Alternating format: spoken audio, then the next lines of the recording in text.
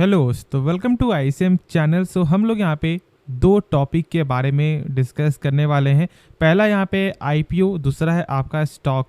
अब देखो यहाँ पे आईपीओ कौन सा है, आइडिया फॉर, जिसके बारे में अभी लोग इतना ज़्यादा यहाँ पे उत्सुक है जानने के लिए कि क्या उन्हें यहाँ पे अलॉटमेंट मिला है या फिर नहीं मिला है। देखो आपको यहाँ पे अलॉटमेंट मिले या फिर ना मिले, ठीक है, ये तो आपका लक ही यहाँ पे तय करेगा, क्योंकि देखो ये जिसे मिलता है उसके लिए तो जहाँ तक ऐसा मुझे लगता है कि 100% का तो रिटर्न यहाँ पे गारंटीड है अभी के हिसाब से।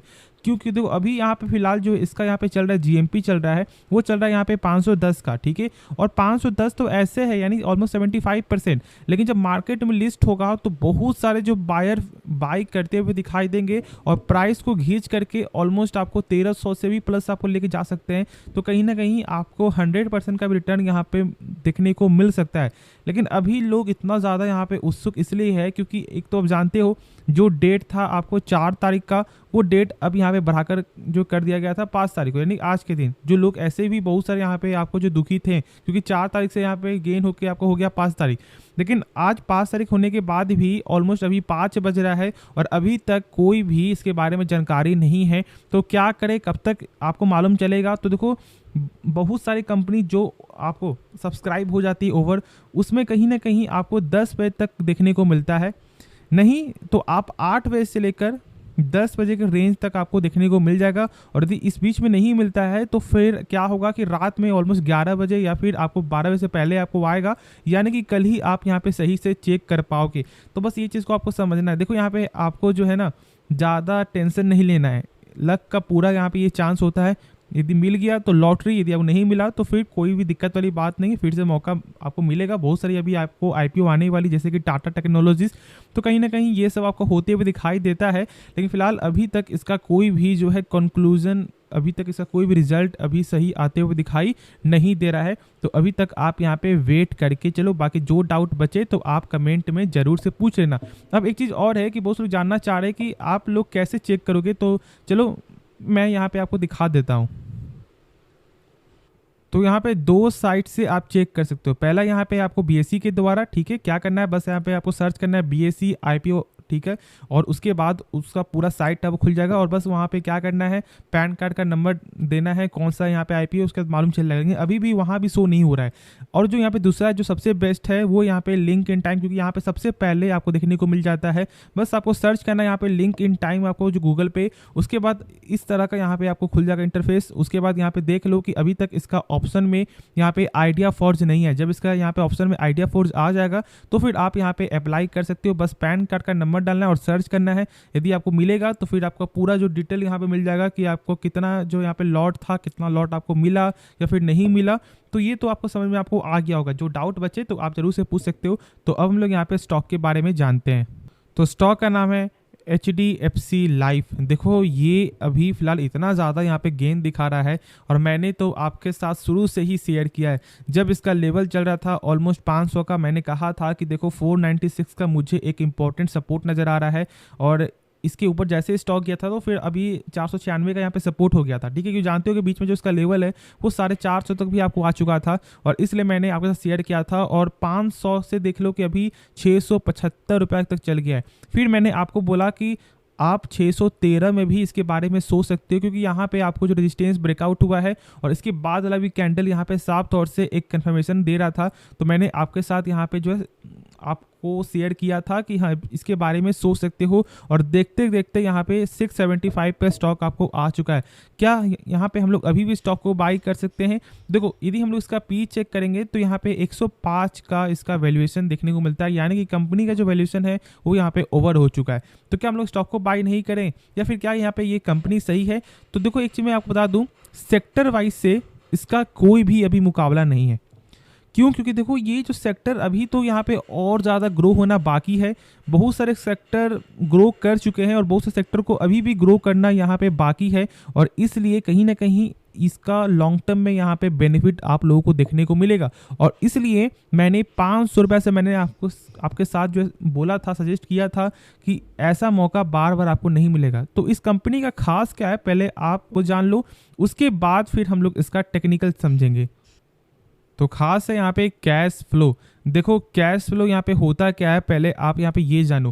कैश फ्लो होता है 3 तरह का, ठीक है। पहला यहाँ पे होता है कैश फ्रॉम ऑपरेटिंग एक्टिविटी, दूसरा यहाँ पे होता है कैश फ्रॉम यहाँ पे फाइनेंसिंग, थर्ड आपका होता है इन्वेस्टिंग।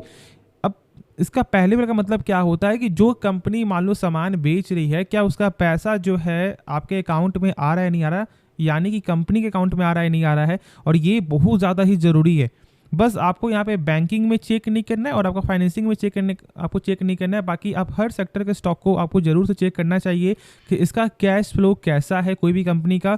उसके बाद देखो यहाँ पे जो सेकंड है उसका मतलब होता है कि जहाँ पे कंपनी ने पैसा लगाया हुआ है क्या उससे कुछ पैसा आ रहा है, क्या जहाँ पे फाइनेंस है क्या उससे कुछ पैसा आ रहा है। तो मुझे ये दोनों से उतना कोई मतलब नहीं है, ठीक है। मेरा काम क्या है कि कंपनी जो सामान बेच रही है क्या उसका पैसा यहाँ पे रिटर्न आ रहा है नहीं आ रहा है, क्योंकि सबसे मेन पॉइंट आपका वही होता है। और देखो चेक करना क्या तरीका होता है ना, इस नंबर को देखना है कितना यहाँ पे है 6,883 करोड़। इस नंबर से कम होना चाहिए टोटल प्रॉफिट। और जब लोग यहाँ पे आपको चेक करेंगे तो क्या निकल के आपको आता है 1368 करोड़, यानी कि 6,000 से ये नंबर कम है। कंपनी का कैश फ्लो यहाँ पे पॉजिटिव है और ये बहुत ही ज़्यादा ज़रूरी होता है किसी भी कंपनी के लिए। ऑलमोस्ट ये 25% तक आपको रोल निभाता है किसी भी कंपनी का फंडामेंटल में। और यदि हम लोग इसका चेक करें कि आपको शेयर होल्डिंग पैटर्न इस बार क्या देखने को मिला है, तो यहाँ पे प्रमोटर जो स्टेक है वो यहाँ पे 0.01% थोड़ा कमी आते हुए दिखाई दे रहा है, लेकिन अभी भी यहाँ पे 50% का प्रमोटर का स्टेक है। फिर देखो यहाँ पे आपको जो फॉरेन का तो ऑलमोस्ट 29.85 का स्टेक है, 8%। तो आप सोच सकते हो कि कितना बड़ा स्टेक यहाँ पे FIS होल्ड करके चलती है। साथ साथ देखो यहाँ पे जो डोमेस्टिक का तो यहाँ भी ऑलमोस्ट आपको 6.5% का यहाँ पे स्टेक गेन होते हुए दिखाई दे रहा है। ऑलमोस्ट यहाँ पे 0.5% का यहाँ पे गेन है। तो कहीं ना कहीं यहाँ पे लोग कहीं ना कहीं यहाँ पे बड़े बड़े प्लेयर यहाँ पे पहले से जान रहे थे स्टॉक में यहाँ पे कहीं ना कहीं हलचल होने वाला है और लोगों ने माल उठाकर रख लिया है। लेकिन अब देखो यहाँ पे क्या होगा, जो पब्लिक जो स्टेक है वो यहाँ पे आपको 13.36 है, लेकिन जब इस बार का जब आपको नंबर आएगा तो कहीं ना कहीं क्या होगा जानते हो, गेन आते हुए दिखाई देगा। सॉरी यहाँ पे Q2 में क्या होगा कि लोग क्या करेंगे, अब यहाँ पे स्टॉक को बाई करेंगे जब इसका प्राइस आपको यहाँ पे हाई चला गया है, और फिर लोग ट्रैप पे फंस जाएंगे और फिर लोग क्या बोलेंगे कि यहाँ पे कंपनी खराब है। नहीं, कंपनी खराब नहीं होती, बस आपको ये तरीका समझना है कि कब हम लोग को स्टॉक को बाई करना है, कब हम लोगों को स्टॉक को सेल करना है। यही तो दो चीज़ है। यदि गिरावट भी होगा तो आपका पैसा बनेगा, जब तेजी होगा तो भी पैसा बनेगा। तो बस इस चीज़ को आपको यहाँ पे समझना है। और इसलिए बोलता हूँ कि कंपनी को आप सही से पिक करो, पहले उसका जरूर से आपको फंडामेंटल के बारे में नॉलेज होना चाहिए। मैंने आपके साथ शेयर किया था कि आप कमेंट में जरूर से बोलो कि क्या इसके बारे में आपको फंडामेंटल चाहिए पूरा डिटेल, तो आप कमेंट जरूर से करना। अब हम लोग इसका टेक्निकल समझते हैं। तो आप यहाँ पे देख रहे हो कि जो इसका सपोर्ट जो फिलहाल अभी यहाँ पे निकल के आ रहा है वो यहाँ पे 613 का है, लेकिन और एक सपोर्ट भी हम लोग यहाँ पे स्टॉक को देख सकते हैं, ठीक है। यहाँ पे समझ सकते हैं, ये सपोर्ट को आपको यहाँ पे शॉर्ट टर्म के लिए याद रखना है, जो इसका बन रहा है ऑलमोस्ट 645 के लेवल पे।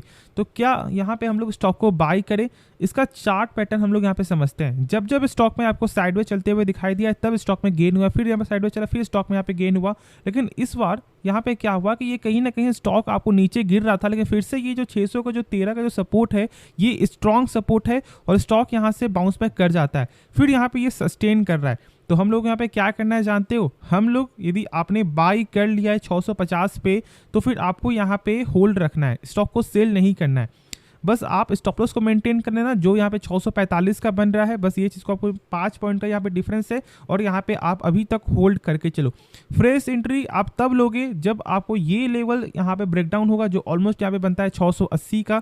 जब इस लेवल के ऊपर क्रॉस कर जाता है यानी कि कुछ देर सस्टेन करता है, उसके बाद आप इस स्टॉक को बाई कर सकते हो। जब इसके ऊपर क्लोजिंग देगा तो ही बाई करना, वरना फिर आपको यहाँ पे वेट करना चाहिए। और हाँ, कोई भी फैसला लेने से पहले जरूर से एक बार खुद से समझना, उसके बाद ही कोई डिसीजन लेना। होप ये वीडियो पसंद आया होगा और आपको इस वीडियो में कुछ भी सीखने को मिला। आप इस चैनल को सब्सक्राइब कर सकते हो और साथ साथ आप इस वीडियो को भी लाइक करना।